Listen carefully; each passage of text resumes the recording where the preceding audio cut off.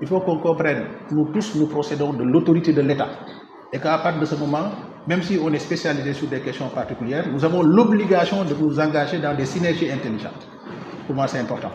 Ça ne sert à rien que l'OFNAC engage des missions de formation, de sensibilisation sur la corruption. La corruption étant également une infraction qui est au cœur de la commande publique. Comment sur cette mission de formation et de sensibilisation, comment aller aux côtés de l'ARCOP pour que la mission soit déroulée de façon conjointe. Pour moi, c'est là où je parle de formation conjointe. Il y a des questions sur lesquelles on peut engager des activités de formation conjointe. Pour moi, c'est important. Maintenant, après, il y a le partage, les échanges de documentation. C'est très fréquent que la Cour des comptes nous saisisse, parce qu'étant engagé dans des opérations d'enquête, à propos desquelles on a pu identifier des questions qui sont liées au marché public, et qu'on nous saisisse pour nous demander de produire, de partager une documentation. Ça, c'est des missions, c'est des opérations de consultation très fréquentes entre la Cour des comptes et nous. Donc, nécessairement également, dans le cadre de l'exercice de vos missions, on pourra être amené à partager des documents, à partager des informations. Vous n'êtes pas sans savoir que l'ARCOP a la responsabilité chaque année de lancer des opérations d'audit sur l'exercice précédent. Et des rapports sont produits, dans lesquels rapports des infractions sont identifiées et lesquels infractions peuvent parfois revêtir la qualification de corruption. Mais qu'est-ce qui est possible d'être fait?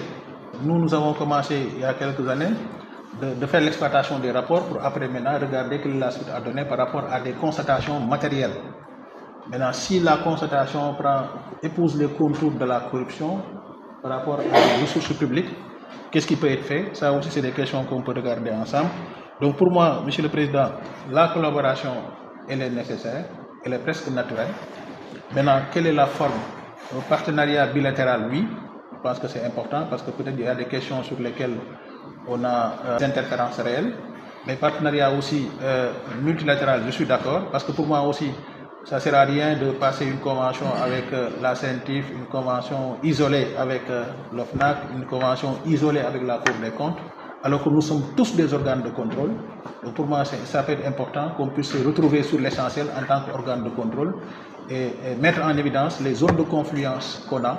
Et sur ces zones de confluence-là, bâtir des dynamiques et des synergies qui nous permettent d'accroître l'efficacité dans nos interventions respectives. Donc pour moi, ça c'est important.